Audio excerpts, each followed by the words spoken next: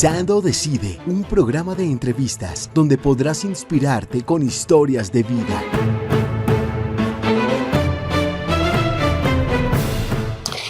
Bueno, a todos nuestros queridísimos y fieles seguidores de Difundir Radio y Difundir TV, hoy nos encontramos con el doctor Rodrigo Lara, un joven experimentado que ama profundamente esta ciudad, con una trayectoria desde el punto de vista político muy grande, porque entró muy joven de la política. ¿Qué edad entró, doctor Rodrigo Lara, usted? Padre, gracias por la invitación, muchas gracias. Nos encanta profundamente que esté usted aquí hoy. Muy amable, padre, estoy muy contento de estar aquí. Pues mire, padre, yo creo que la política ha entrado en dos momentos en mi vida. Primero, como de alguna manera, como una herencia, porque lo viví desde muy Ahorita niño. hablaremos de ese legado tan fuerte que usted tiene a sus espaldas. Yo acompañaba mucho a mi papá y desde siempre quise servirle a mi país. Él vio esa vocación desde muy pequeño en mí. Y ya formalmente como actor, yo personalmente, yo a los 30, yo quise dedicar mi época de entre los 20 y los 30 a formarme y como profesor universitario. Y a mí yo recibí un buen consejo del rector de la universidad, me dijo, entre los 20 y los 30, formación. Y ahora tiempo para la política. Muy bien. Extraordinario. Sí, yo veo que su perfil ha sido inclusive docente en diferentes universidades.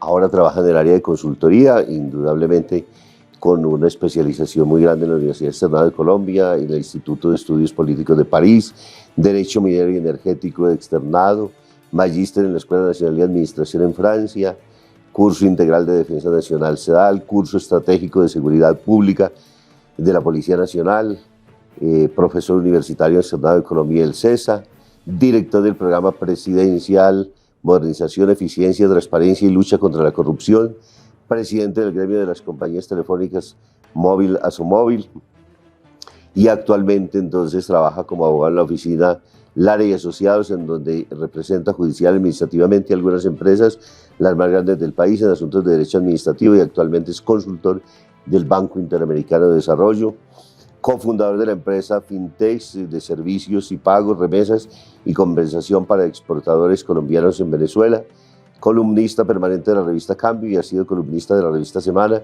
El Tiempo y El Espectador, senador entre el 2008 y 2010, presidente de la Comisión Séptima entre el 2009 y el 2010, representante de la Cámara por Bogotá entre el 2014 y 2018, presidente de la Cámara de Representantes 2017-2018, y presidente del partido Cambio Radical. Uy, bueno, ese es parte. Aquí me lo enviaron de toda forma. Ahí ya tocará después pelear con el doctor Vargas Lleras y decirle Eso sí. que esa parte ya de la Pasado, historia. padre. Exactamente. Hay unas leyes importantísimas de las cuales usted ha sido ponente, 10 leyes de la República, entre las cuales me llama particularmente, que hablaremos ahora, que prohíbe porte y consumo de drogas en parques y entornos escolares, que estamos definitivamente desbaratados con ese problema social grandísimo. La ley que amplió la libertad testamentaria, 2 leyes de reciente modernización de créditos educativos del ICETEX, la primera ley penal de género y crea la ley de oficina de apoyo técnico presupuestal al Congreso, como la ley que crea el proceso de elección del Contralor General de la República, entre otras. Ponente de importantes normas de implementación del proceso de paz entre el 2016 y 2018, es decir, tiene absolutamente toda la experticia y todo el estudio suficiente para poder decir, bueno, esta ciudad a la cual usted en este momento está proponiendo el nombre, decir, Rodrigo Lara quiere ser alcalde de Bogotá y quiere hacerlo porque, ya usted lo está diciendo, por amor a la ciudad, porque conoce definitivamente eso. Pero antes quisiera que ahondáramos en ese legado, particularmente desde el punto de vista político, moral, que dejó su querido padre de veneranda memoria para este país, en esos lazos íntimos, familiares y en este círculo. ¿Usted qué le presenta particularmente desde el punto de vista humano a esta ciudad antes de ahondar en los temas políticos que esta ciudad tiene? Me pregunta por mi padre. Usted sabe que yo tomé la decisión cuando tenía 15 años, padre, de armar un camino político propio. No sé si usted observa, yo poco me refiero a él, a menos que sea respecto a temas muy íntimos. Pero en mi ejercicio político yo no hago política siempre hablando de él. Es que yo soy el hijo de él, como usted ve en otras partes. Yo he sido muy respetuoso de su memoria, además porque yo creo que, pues no, conociendo lo que alcancé a conocer a mi papá hasta los 8 años, Si yo hubiera sido tan sinvergüenza de hacer política siempre explotando su nombre, se hubiera puesto muy bravo y me hubiera regañado. Busque su propio camino, arme su propio camino, dé sus propios pasos. Pero pues obviamente el recuerdo de mi padre y su legado en mí es muy fuerte, padre, porque él es un hombre que murió sabiendo que lo iban a matar y nunca retrocedió, nunca dio su brazo a torcer. Sus convicciones eran únicas. Sus convicciones eran únicas. Él murió sabiendo que lo iban a matar. Y él entendió eso como un sacrificio por el país que amaba y al mismo tiempo por su familia, que no iba a permitir ni que enlodaran su nombre, ni que lo doblegaran. Entonces yo siempre leo y veo su sacrificio como un acto de inmenso amor por el país y como una forma de reivindicar a un país con su propio derramamiento de sangre. Yo voy a derramar mi sangre por este país para que esto sirva de ejemplo, para darle ánimo a muchos, para que venzan el miedo, porque esas estructuras criminales dominan y esclavizan a los hombres por medio del miedo. Y la única manera de romper ese miedo de la mayoría, el grueso de la población, es que uno sea capaz de enfrentarlos, incluso con el propio precio de su vida. Y esa muerte de él permitió que muchos salieran básicamente a expresar su voz en contra de esas estructuras del mal, y eso hizo que el país pudiera también enfrentar esos fenómenos y evitar que esto se convierta en una narcodemocracia. Ese es el significado de su sacrificio. Es un sacrificio que significa un inmenso amor por el país, una inmensa fe en el país, un inmenso coraje y una inmensa valentía para luchar por ese país y por ese pueblo. Que es la gran paradoja que muchas veces se puede presentar. Entonces dice, bueno, mueren los líderes, se hacen finalmente algunos homenajes, quedan algunas estatuas y luego, ¿qué nos queda finalmente de ello? Ahí yo creo que hay necesidad de insistir particularmente en una sociedad como la nuestra colombiana, que ha ofrendado la vida de muchas personas importantísimas, entre ellas el doctor Rodrigo Lara Bonilla. Pero, ¿cómo recoger y cómo poder hacer de que se vuelva justamente una resistencia social? Porque hoy estamos en una crisis también muy fuerte, quizás peor que la que vivíamos en esos dolorosos y trágicos momentos, aunque si no está el cartel de Medellín con Pablo Escobar a la cabeza, pero pues hay una cantidad de situaciones diseminadas por este país que están sembrando un terrorismo e intimidando terriblemente a la población colombiana, porque no es ni contra el Estado, es sencillamente a la población porque es la que finalmente termina sufriendo. ¿Cómo recoger todo eso, doctor Rodrigo? Pues mire, padre, para mí es muy importante. Las sociedades tienen que rendirle culto y tributo a sus héroes, a quienes en nombre de todos han sacrificado su vida, quienes han podido, en nombre del valor supremo del bien común, han ofrendado su vida o han estado en el frente de la batalla por la defensa de la sociedad. Y esos valores de heroísmo hay que exaltarlos permanentemente. Porque si usted empieza a exaltar otros valores, los contravalores, usted empieza a extraviar a la juventud, usted empieza a extraviar a la gente y empieza a orientarla por el mal camino, extraviada. Los seres humanos son muy fáciles de extraviar. Cuando usted no tiene una brújula, una fe, causa o propósito, usted empieza a dar vueltas y empieza básicamente a dejarse arrastrar por los abrojos de la vida cotidiana, por los abrojos de las tentaciones, el ser humano se extravía, perdido pensando que tiene la razón. Cuando en una sociedad las novelas tergiversan la historia o le rinden tributo básicamente a lo perverso, a la prostitución, al dinero fácil, pues la gente piensa que ese es como se rigen las sociedades. Entonces es muy importante explicar y por eso es muy importante enseñar la historia en los colegios, para poner en contexto a los muchachos respecto a lo que ha sido importante y respecto a lo mejor de su sociedad y qué debe seguir y qué modelo debe cumplir. Pero hemos puesto lastimosamente la de juicio muy fuertemente hoy en términos de la historia, porque queda finalmente en manos de quien la cuente y entonces hemos perdido objetividad frente a ella, ¿no? Entonces yo creo que hay un bastión importantísimo y particularmente pensando en la Secretaría de Educación es tratar de recuperar desde el punto de vista, Bogotá tiene un número de estudiantes muy importante, unos planes muy valiosos. Entonces yo creo que ahí hay un punto importantísimo del cual hay necesidad de recuperar espacios que permitan que nuestros jóvenes crezcan formándose en una idea de valores y particularmente de lo que es lo bueno y lo que es lo malo también, ¿no? Claro, claro, padre. A mí me parece, yo no entiendo, hay cosas que yo francamente no entiendo. ¿Cómo es posible que un país o una ciudad suprima las clases de historia en el colegio? Usted a mí explíqueme eso. A mí no, yo no sé qué tipo de artilugios se inventan intelectuales para no enseñar historia. Dígame, ¿qué país serio ignora su historia, padre? Sí, no, eso es ¿Qué imposible. nación ignora su historia? Es como un ser humano que ignora su pasado, que ignora quién es su padre, quién es su madre. Y por doloroso que sea, hay que recordarlo, ¿no? El que no tiene historia no tiene perspectiva.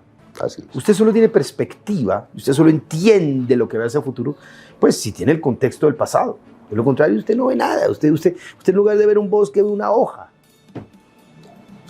Esa es la gravedad precisamente de estos problemas. Doctor, ahorita hablábamos precisamente, pensando en esta ciudad y los retos que esto plantea. Hoy estamos en un pensamiento divergente. Todo el mundo tira hacia todo lado, menos hacia donde debe estar.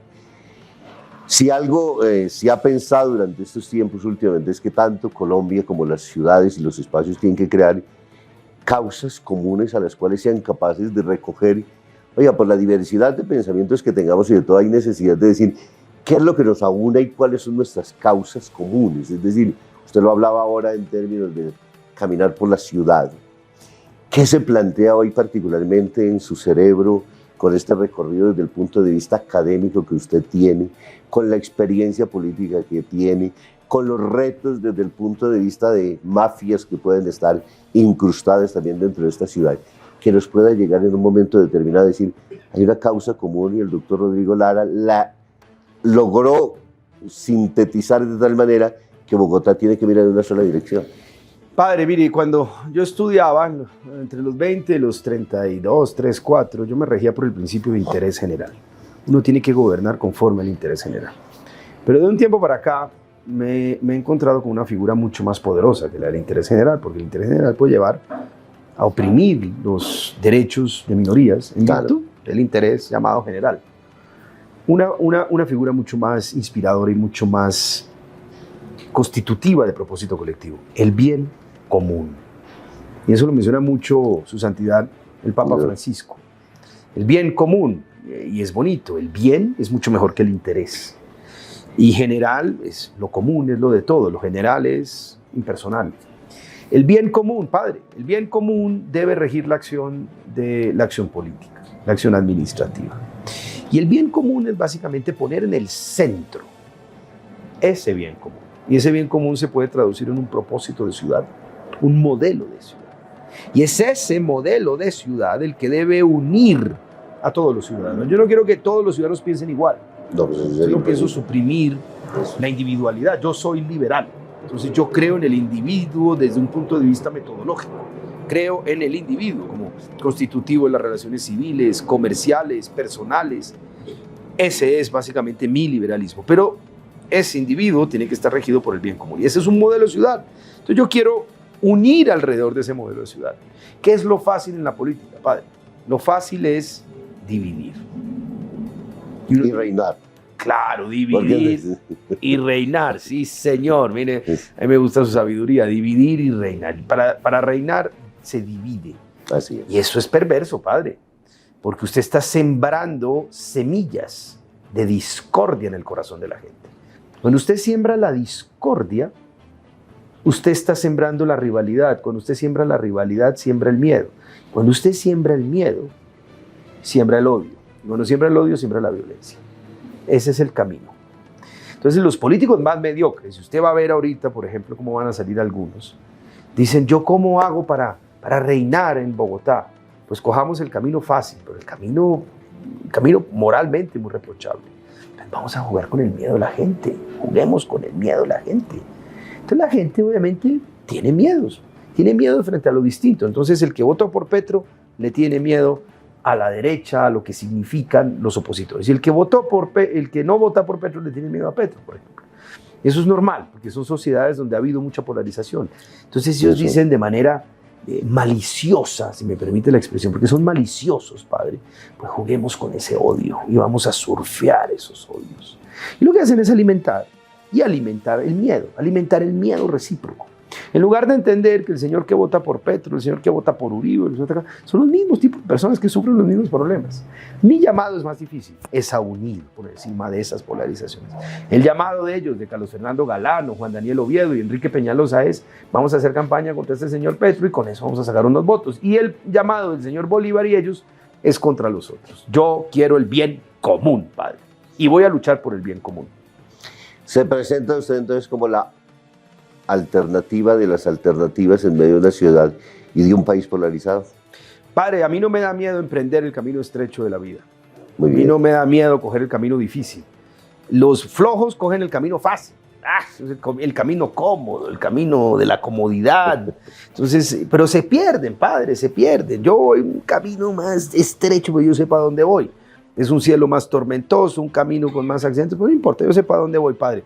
Dios y la vida me han dado fuerza para luchar por aquello en lo que creo.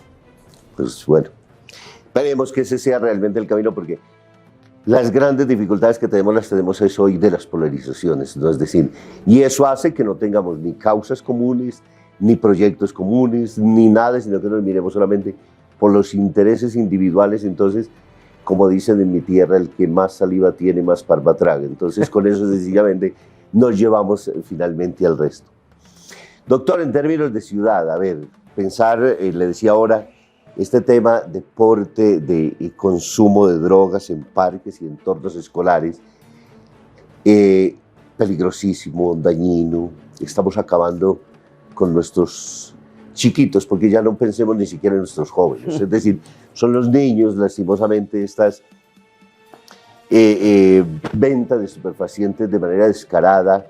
Eso aunado a otra cantidad de problemas que nos están sucediendo. Uno se imagina aquí todos estos fines de semana, chiquitecas de muchachitos que no pasan de los 15 años a las 5 de la mañana peleando sobre esta vía que no tiene salida prácticamente absolutamente nada, pero infinidad de muchachos en consumo de drogas, en consumo de todo, pero los entornos y los colegios y la ciudad inundada frente a ello.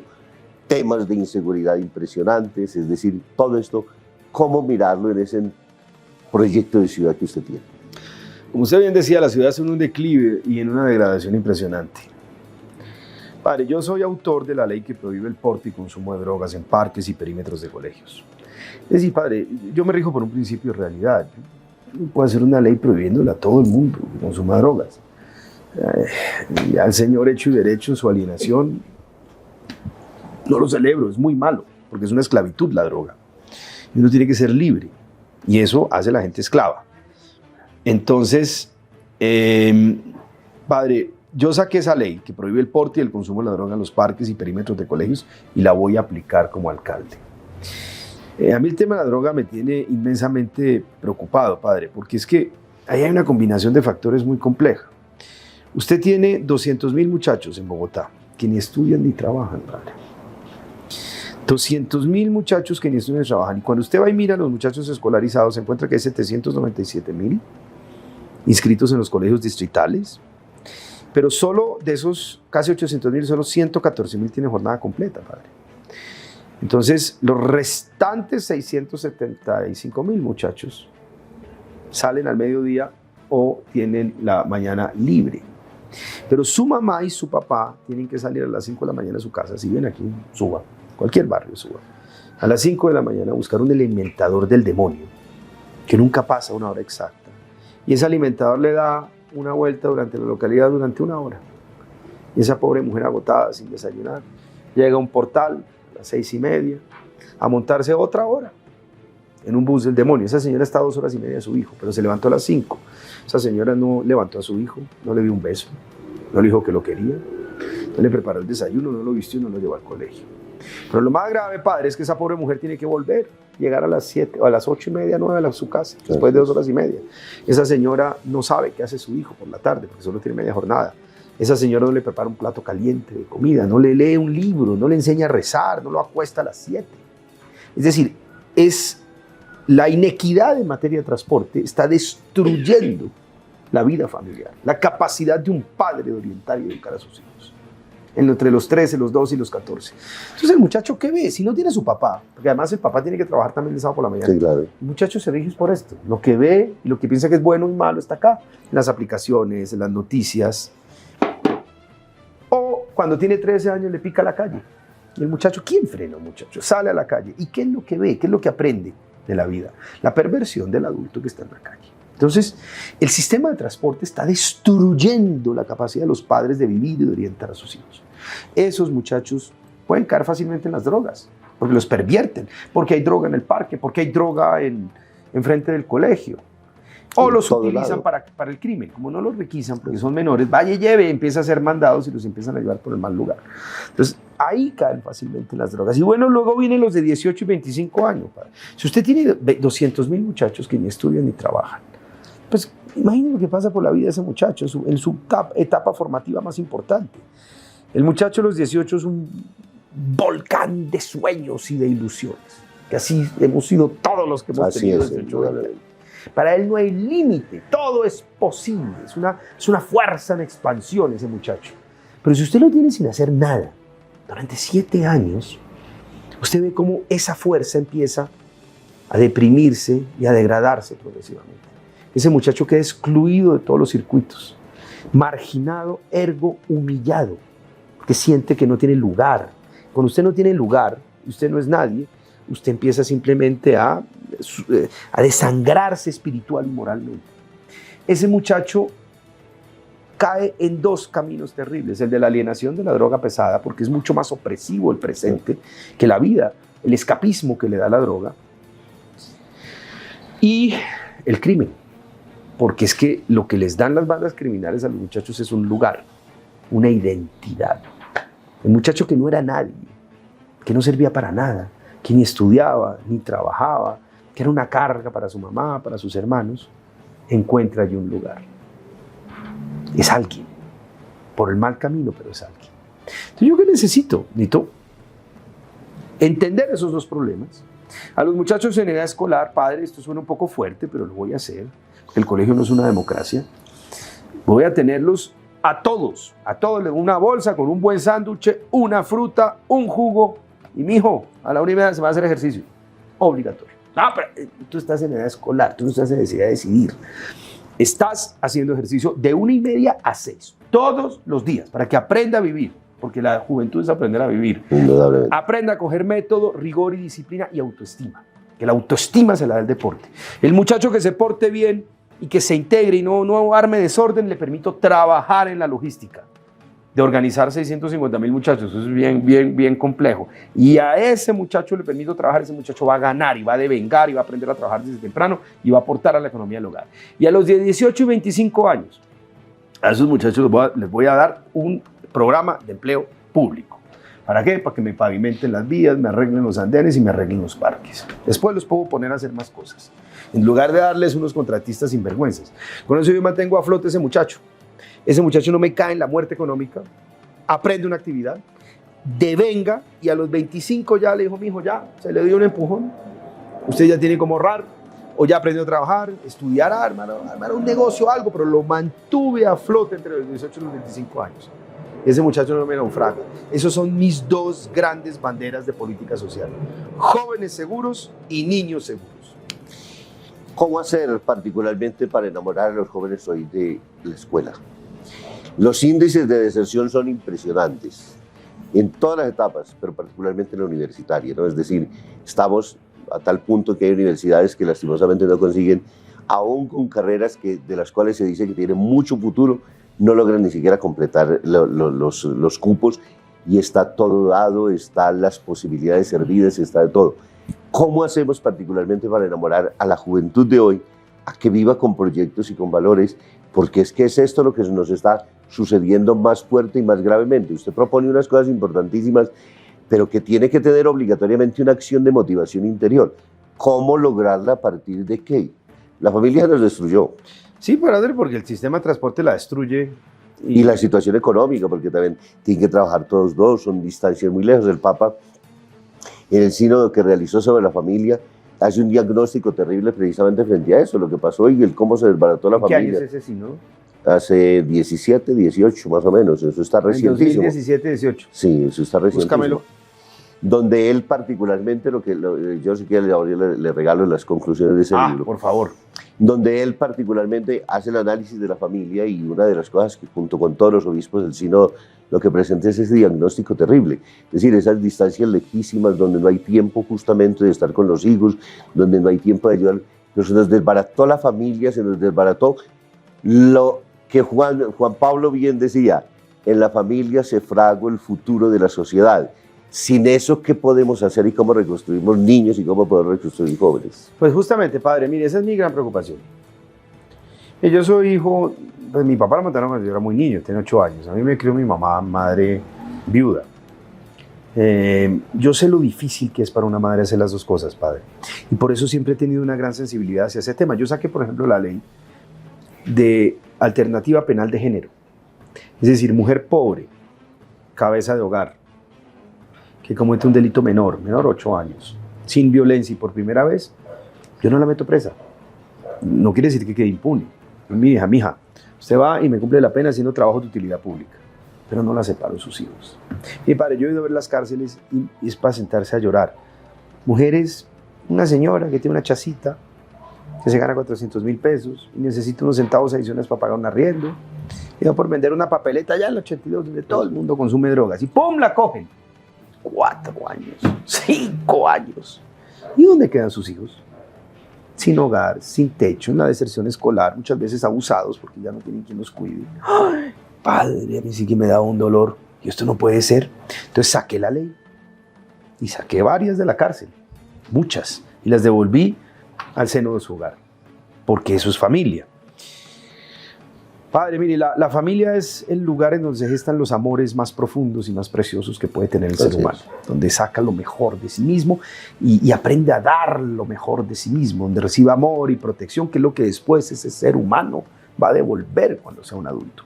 Si ese ser humano de niño recibe opresión y odio y maltrato, pues va a dar eso, padre, porque así ese es el fruto que tenemos. Ese es el fruto. Entonces, por eso mi programa de Jóvenes Seguros, padre. Como no me están destruyendo la estructura familiar, porque la gente se demora mucho tiempo para ir a trabajar, yo trato de medianamente, no diría yo sustituirla, pero sí como colmar ese vacío con mi programa de deporte obligatorio para todos los niños. Obligatorio. Que tienen que aprender rigor, método y disciplina. Y como sé que tienes dificultades económicas, esa logística que tienes, son 650.000 niños. Una logística, padre, un tamaño. Grande. Pues les permito trabajar ahí. No, mi hijo, no me deserte el colegio, no se me vaya al colegio. Está muy fregada la situación en la casa. ¿Sí? Trabaja aquí en la logística 2 veces por semana. Y yo le doy una oportunidad de empleo público. Entonces el muchacho lo mantengo en el ecosistema escolar.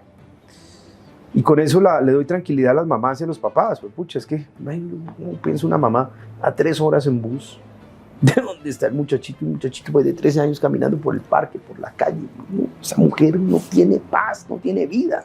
Ella puede enfrentar estoicamente tener que montarse 3 horas en los buses de Enrique Peñalosa todos los días, porque pues nosotros lo de uno lo enfrenta, pero lo que uno lo desestabiliza es lo de los niños.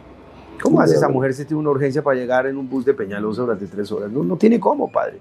Sí, es una situación muy, muy compleja. ¿Cómo ayudar desde la Secretaría de Educación con toda esa cantidad de sindicatos donde tantos de nuestros niños se quedan escolarizados sin escuela? Porque es decir, van pero no está el profesor, y ahí no estamos hablando de las zonas más recónditas de este país, sino tristemente en Bogotá, donde nuestros muchachos lastimosamente no tienen realmente la cobertura porque carecemos de docentes, y los miles de sindicatos lo único que nos permiten es estar excusándonos durante mucho tiempo y no llegar con la educación que necesitan esos muchachos. Ay, padre, mira, uno lo eligen como alcalde o como presidente para hacer posible lo que muchos consideran imposible, para remover los obstáculos. Si usted elige un político de esos tibios, él le va a decir, es que no se puede. Pero ¿cómo así que no se puede? No se puede porque el decreto no se puede. ¿Usted se da cuenta, padre, que usted se sienta con uno de esos políticos tibios y cada vez que usted le dicen con cara de sabios, eso no se puede? Yo, pero ¿cómo así que no se puede? Man, explíqueme. No se puede, no seas populista, no se puede. Pero ¿cómo así que no se puede? No, es que el decreto, la ley, es muy difícil. No prometas lo que no puedes hacer. Es que yo voy allá es para dar todo de mí. para remover todos los obstáculos. Mire, padre, permítame hacerme esta cuña. En los últimos años yo no he visto un congresista con una agenda legislativa más importante que la mía. Saqué la ley de donación de órganos, que salva vidas todos los días, la ley que prohíbe la droga en los parques, saqué las 2 leyes de alivios a los deudores de créditos con el ICETEX, implementé el proceso de paz, lo mejoré sustancialmente, protegí la situación de los militares, hice la ley de elección de contralor, hice la primera ley para proteger a los rapitenderos. Si yo me guiara por esos políticos tan tecnócratas, pero tan mediocres, no habría hecho nada, padre. Ay, Dios santo, eso es... El obstáculo es ese, yo lo remuevo, no se preocupe. Y no descanso hasta removerlo. Bueno, pasa más allá del liberalismo, doctor, ¿cierto? Cualquiera lo estaría leyendo y diría, oye, ese es un fuerte dictador, ¿cierto? De todas formas, para la ciudad, ¿no? Pero importante. Es un liberal socialdemócrata, pero creo en la autoridad del Estado. Yo creo que hoy más que nunca hace falta definitivamente gente con principios y capaz de hacer las cosas. Hemos llegado a una debacle tal de que hoy no tenemos, justamente por eso tampoco se confía. Yo creo que la gente hoy sí necesita puntos lo suficientemente claros y firmes para poder decir, ahí encontramos algo. Doctor, el término de la ciudad, los retos son miles y miles los que uno se puede imaginar en temas de transporte. Ahorita lo estamos hablando. Usted ya tiene unos grandes retos que le dejan finalmente 2 administraciones anteriores. ¿Cómo piensa enfrentar usted esa? Ya casi podríamos decir que en términos de movilidad usted ya tiene el plan hecho para su alcaldía de ser elegido en la ciudad. ¿Qué corregiría? ¿Qué dejaría? ¿A qué le daría prioridades hoy pensando en todos los retos de lo que usted dice? Usted lo llevó mucho más allá, el problema de transporte, que lo miramos mucho más en función de lo social. Usted lo lleva en una carga moral importantísima cuando habla de la familia, cuando descubre en ella de que eso también lo que hace romper esos vínculos y esos lazos familiares, pero para la gente en términos de movilidad de esta ciudad. Bueno, mire, padre, miremos la movilidad desde 2 puntos de vista. El primero es infraestructura. Bogotá es una ciudad sin infraestructura, padre. La única infraestructura importante de Bogotá es su aeropuerto, y es lo que la mantiene viva. El resto es un desastre. Pero paradójicamente, padre, Bogotá no era en sí un desastre. Bogotá fue bien diseñada en términos de vías. La diseñó, sus ejes viales, sus grandes avenidas las diseñó el gran arquitecto Le Corbusier, que era uno de los grandes arquitectos pues, de la historia de la humanidad. Entonces usted tiene un eje que es la autopista sur, 30, autopista norte, que hace como así. Y usted después tiene una serie de vías que cruzan así como en medio, en arco iris, ese eje autopista sur 30 y autopista norte. Y usted tiene ahí la 68-100, la ciudad de Cali y la Boyacá. El problema, padre, es que ese arco iris que hace como así, eso fue diseñado en los años 50. Y luego la ciudad se expandió y no extendieron esas vías. Entonces se extendió Suba y quedó por fuera de esos ejes viales. El norte, Cedritos, por fuera de ese eje vial. Bosa y Kennedy en gran parte por fuera de esos ejes viales. Y desde entonces no hemos extendido esas vías hacia el norte y hacia el sur. Eso explica en gran parte el trancón. ¿Por qué hay tanto trancón en Suba? Porque esas vías de los años 50 nunca se extendieron para que usted tuviera una salida más allá. Aquí atrás tenemos el diseño de la LOA, doctor. A mí, mire, yo no entendí. Mire, pensemos en esa sola realidad. Para los subanos que lo ven por aquí, porque digan, oiga, nosotros necesitamos salir de Suba y rápido. Si el doctor Rodrigo Lara dice que sí, nosotros estamos dispuestos a salir a votar. Yo voy a modificar ese POT de Claudia, porque es inaudito que la 170 no sea una vía de doble calzada. La 170 es la vía Cota-Suba. Así es. Y la voy a hacer. Tengo 2 alternativas. O cruzo con unos puentes ecológicos, el Juan Amarillo y Conejera. Y dejamos tranquilos al ambientalista sin que tengamos problemas con ellos. O lo puedo hacer, o lo puedo echar un poquito más hacia el occidente. Pero la hago porque la hago, padre. Eso sí, no, esa vaina no la dejo y no voy a permitir que hagan ahí dentro de los lotes reservados para eso, hagan, yo no sé qué quiere hacer la alcaldesa. A mí me pareció muy destructiva, francamente, la gestión de la alcaldesa. Y el problema más grande de la alcaldesa es que le cortó las vías de expansión hacia el norte y hacia el sur a Bogotá. Entonces las vías las voy a hacer, padre. Yo hago las vías y las construyo, además yo lo sé hacer, yo soy abogado y sé muy bien cómo estructurar esos temas. Bueno, luego viene el tema ya más complejo, que es la movilidad del transporte público. Y eso sí es un problema, padre. Porque si yo pudiera hacer líneas de metro en 2 años, yo le dejo varias. Yo puedo dejar contratada una, que es la tercera, norte-sur. Aquí les va a llegar la segunda, que les deja Claudia. y la voy a adjudicar yo. Pero padre, el problema de esta ciudad se llama los buses, el sistema de buses. Ay, padre, es decir, ahí hay una concepción filosófica, si me permite, voy a ser muy duro, absolutamente miserable, padre. Porque es un poco lo que se ha hecho en esta ciudad, a la que le han sacrificado las líneas de metro desde los años 80, es básicamente una gente que tiene un negocio, un servicio público de transporte capturado por unos intereses privados, y unos políticos que más o menos ven a la gente no como un fin, sino como un medio, un instrumento de un ejercicio de enriquecimiento personal. Y es una concepción de política social de mínimos, que no exalta al ser humano. Es como diciéndole a la gente, al pueblo, dale lo más barato. No, pero es que démosle metro. No, dale lo más barato, dale lo mínimo. Pero es que eso destruye la vida de la gente, no importa. Y que no se queje. Ya te di algo. Cuando ellos dicen que el sistema de buses de Transmilenio con sus alimentadores hace lo mismo que el metro, es una forma de despreciar e insultar a la gente. ¿De qué te quejas? Valiente gracia que no te obliguemos a irte caminando. Te estamos dando un bus. Obviamente el bus es lo mismo que el metro, pero con una diferencia de 2 horas y media por cada trayecto. Si yo hubiera construido una línea de metro aquí, Suba Centro, hace 20 años, usted estaría llegando a la 100 con séptima en 25 minutos, padre. No en 2 horas y media, padre. Hoy es imposible definitivamente 2 horas y media. Lo que ha hecho esa gente, los promotores del negocio de los buses, lo que han hecho con Bogotá es absolutamente miserable, padre. Obviamente es un negocio inmenso, padre, porque es que usted imagínese, si usted tiene unos rieles, una línea de ferrocarril de metro subterráneo, eso le dura 200 años. Si usted hace losas para buses, cada 2 años hay que arreglarlas. Alguien tiene el negocio de arreglo de las losas. Si usted compra un tren para un metro, le dura 50 años, padre. Y cada 25 lo remodela con $500.000. Los buses, padre, hay que cambiarlos cada 7 años. Y botarlos a la caneca, los viejos. Aquí los pintaron y los dejaron sencillamente, ni que ya no los cambiaron, no, es decir, hubo un negocio bien fructífero frente a eso, pero lastimosamente ni siquiera los cambiaron los buses, ¿no? Es decir, los de troncales. Los mismos buses solamente pintados. Y cobran por kilómetro, con buses viejos. Y los de las troncales, que los cambian un poquito más rápido, alguien los vende, padre. Alguien gana mucho dinero vendiéndolos. La rueda de un tren es metálica, eso dura décadas. Una llanta dura, no sé, de un mastodonte de esos de 70 toneladas, dura 2 meses, padre. Alguien vende las llantas y alguien tiene el negocio de reciclarlas para hacer canchas sintéticas, padre. Y se las pagamos todos con los impuestos.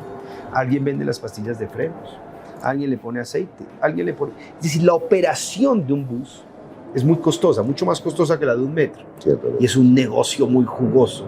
Entonces, esos que tienen ese negocio multimillonario tienen que, para mantenerlo, tienen que lavarle el cerebro a la gente, al pobre pueblo bogotano, diciéndole, en tu ciudad no se puede hacer metro subterráneo.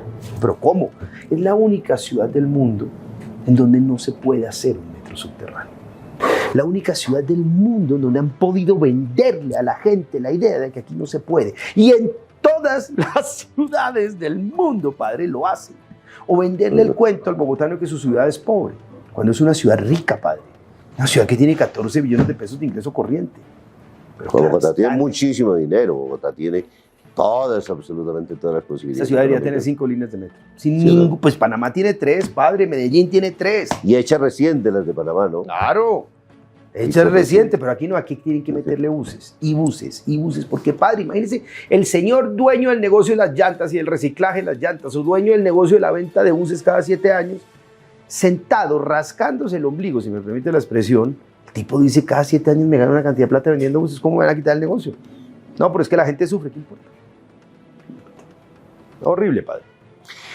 En términos de lo que significa la posibilidad del metro y el sueño con el cual estamos en este momento viviendo todos los bogotanos, yo veo que tiene todavía una cátedra lastimosamente en retraso y es la cultura metro, porque es que en la ciudad hay necesidad de aprenderla a que se quiera. Ese hecho de que es que nadie es bogotano y por eso todo hay que destruirlo, yo creo que hay que acabarlo de alguna manera. Medellín, 10 años antes, inició su cultura metro antes de que existiera y los niños y los jóvenes aprendieron a hacer tránsito inclusive en las diferentes troncales que iba a tener y conoció absolutamente todo. Bogotá, ya dicen que compran terrenos y que ya hay mucha logística montada finalmente frente a esta primera línea. Y hasta ahora no ha impactado nada dentro de la cultura, doctor Rodríguez. No, padre, porque es muy difícil. Con ese, mire, un madrileño, un señor en Madrid, tiene 300 kilómetros de metro, que pasa cada 2 minutos y llega a cualquier parte muy rápido. Un madrileño se gana 5 millones de pesos de salario mínimo, un bogotano 1 millón. ¿Sabe cuánto paga un madrileño en tarifa plena de metro? 3.000 pesos. Lo mismo que paga que un bogotano que tiene salario mínimo de 1 millón y la mayoría no se gana un salario mínimo por montarse en los buses, padre. Entonces usted paga.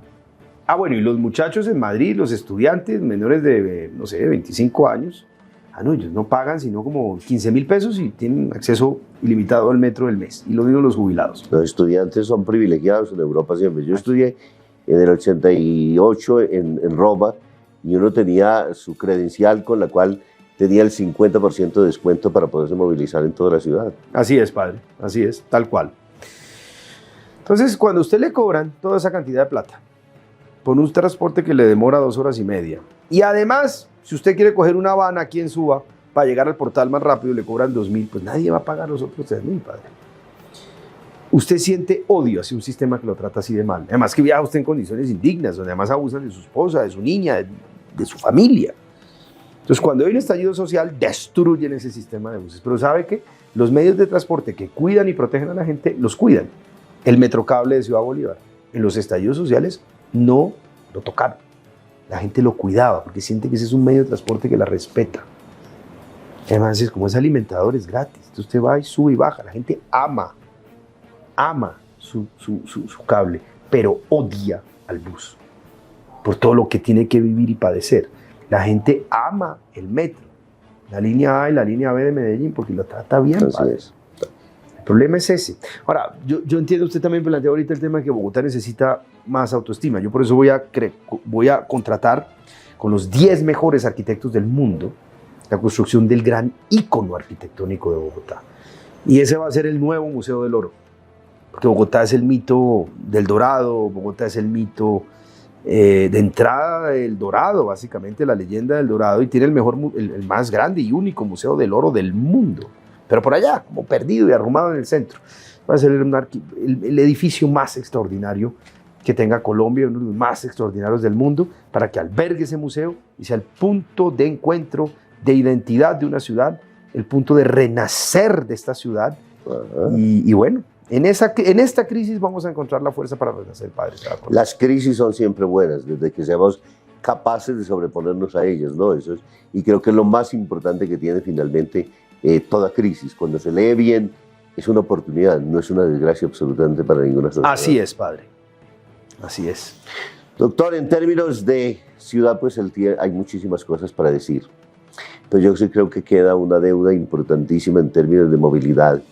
Y es hoy la guerra que hay entre buses, entre ciclistas, entre motociclistas, entre esos otros carritos, que, ¿cómo se llaman los que tenemos ahí nosotros, que los visitaxis hoy? Y el pobre ciudadano que termina atropellado. Ya no hay andenes donde en un tiempo se decían de que eran finalmente de los ciudadanos y que podían movilizarse. Usted ve atropellado a todo mundo en todos los espacios y la guerra no para. ¿Cómo ponerle coto también a eso y cómo poder decirnos de que todos somos también habitantes de la calle y podemos tener espacios finalmente para ello? Para no hablar de términos de todo lo que tenemos que ver con comercio también en las calles hoy, que no dejan espacios para movilidad. Sí, padre, no, el camino a seguir es montar a la gente en el transporte público. Pues pero hay que darle un transporte público digno, porque el que puede se baja. El que puede se baja de esos buses. Por eso transportan tan poquita gente. Son 114 kilómetros de troncales y solo transporta 1,8 millones de personas, padre. Santiago de Chile, con su metro de 140 kilómetros, transporta a 3,6 millones de personas, el doble.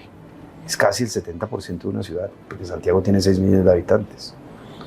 Realmente la gente no debería, es bueno viajar en bicicleta, pero pues si hay metro para distancias largas, la bicicleta es para distancias relativamente cortas. Además, pues yo le puedo pedir a un joven que haga 15 kilómetros en bicicleta todos los días, no puedo pedir a un señor mayor, ni a una mujer de pronto también ya madura. Pero ciclorrutas a Muchas. costa de quitarle sencillamente al automovilista que también paga impuestos, que también es una cantidad, no. porque estamos reduciendo es sencillamente qué nos está pasando durante este tiempo. En la noche están pintando vías, están acabando con todo. Entonces, el ciudadano que tiene un carro, que yo creo que no es un lujo finalmente hoy tampoco, para tratar de movilizarse, ni no podemos seguir satanizando ese hecho de que una persona que termine progresando y tenga 4 llantas para poderse movilizar ya es un oligarca finalmente de esta ciudad o de cualquier parte del país. Yo pienso que no puede seguirse atropellando de esa manera a quien paga impuestos, a quien paga semaforización, a quien paga una cantidad de acciones precisamente por poder movilizarse de un carro. Lo que ha hecho la alcaldesa con los dueños de vehículos y motos es infame. Usted no les puede cambiar así las reglas del pico y placa. Hay un señor que tiene un carro que vale, diga usted, 30 millones de pesos, 40 millones de pesos. Y el señor ve cómo su mujer sufre o su hija sufre cogiéndose esos buses de Peñalosa todos los días. Y dice, bueno, no, ya no más bus. Yo no quiero más que me estén abusando a mi mujer o a mi hija y les compro un carro. Vaya, hace un esfuerzo, pide un crédito, un carro de 30 millones. Oiga, y va y la señora y le cambia la regla de pico y placa. ¿En qué quedó su inversión? Eso es humillar a la gente, padre. Es horrible. Ella es una mujer honrada, pero tiene unos rasgos de personalidad en ejercicio un poco autoritario y displicente hacia la gente que me parece muy reprochable. Lo que hizo con el pico y placa, horrible, me parece. Lo que hizo con el pico y placa la gente es horrible, padre. Más uno no puede obligar a la gente a montarse en esos buses. Mire, cuando ya hay gente tomando transporte público y hay más peatones que carros, se peatonalizan las vías, nunca antes. Usted no puede peatonalizar si usted no tiene a la gente caminando. La gente no va a salir obligatoriamente, la gente no se va a montar en esos buses. Pues por lo que significa, padre, es que en Bogotá el único que se monta en el bus es porque el que no tiene más alternativa, el que puede se baja. No, o sea, a mí me parece todo como tan extraviado y perdido, padre. Muy mal esta alcaldía, muy mal, muy mal, muy mal. Muy mal, y las veo allá haciendo política, ayudando al señor Carlos Fernando Galán. Es decir, toda una politiquería espantosa, padre. Y dejando todo programado ya para el próximo año. Sí, pero todo eso va a tocar deshacer. Le va a llegar a usted con plan de desarrollo ya aprobado. ¿Qué va a hacer usted ahí? No se preocupe, padre. Yo las cosas que hayan de ser cambiadas se cambiarán. Doctor, finalmente una pregunta. ¿Subsidios y qué? El subsidio se volvió fin y no se volvió medio. Sí. La lógica debería ser que sea un medio realmente. Hay gente que los necesita. Y la ciudad, yo creo que obligatoriamente tiene que reconocerlos. Pero no puede convertirse en un fin donde la gente está esperando y entonces le quitamos toda posibilidad de crecimiento desde el CISBEN, los puntos que hay que colocar. Y entonces la categorización que se tiene, y si usted puede progresar un poco, entonces ya queda condenado, y la gente, por no perder, entonces o termina mintiendo, o fingiendo o haciendo de todo lo que sea, sencillamente porque el Estado mismo la obliga a que no progrese. ¿Cómo hacemos? Padre, la filosofía de un subsidio es su temporalidad. Los subsidios son por naturaleza temporales, porque son básicamente para aliviar una situación específica. ¿Qué es lo único constante y permanente en el ser humano? ¿Qué es el elemento estructurante de un ser humano? El trabajo concreto.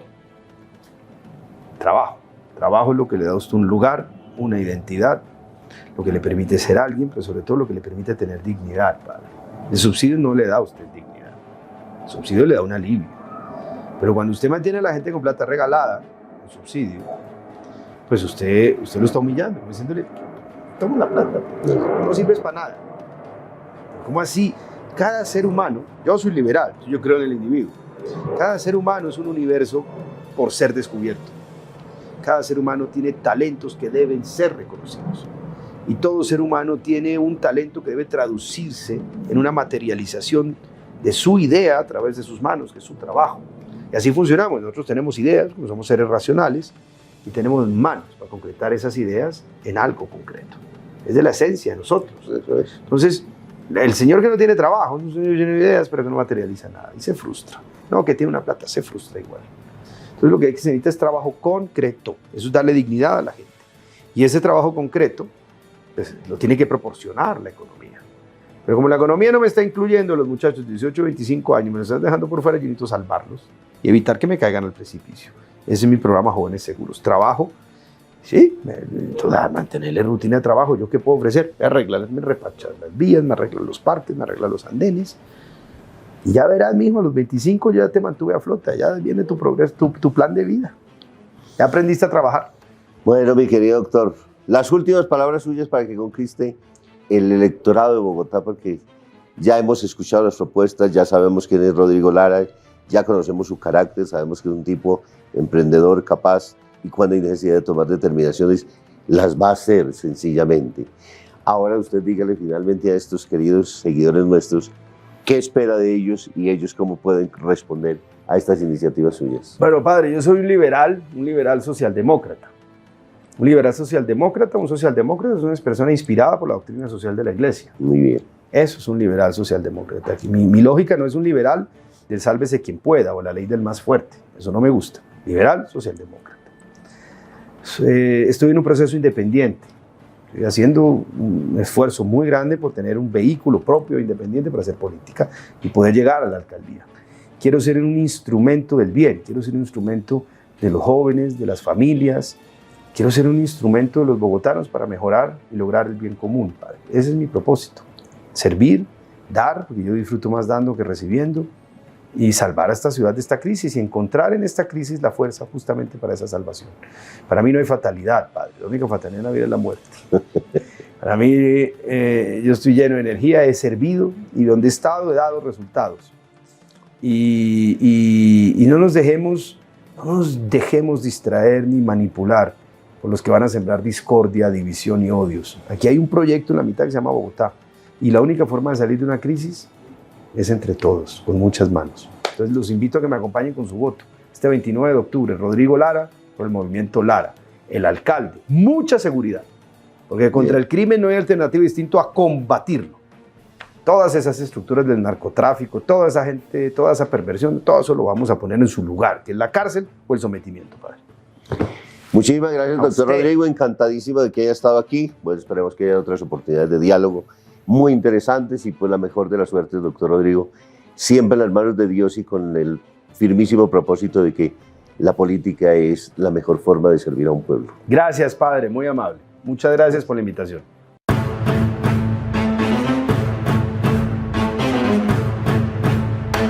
Pensando Decide, un programa de entrevistas donde podrás inspirarte con historias de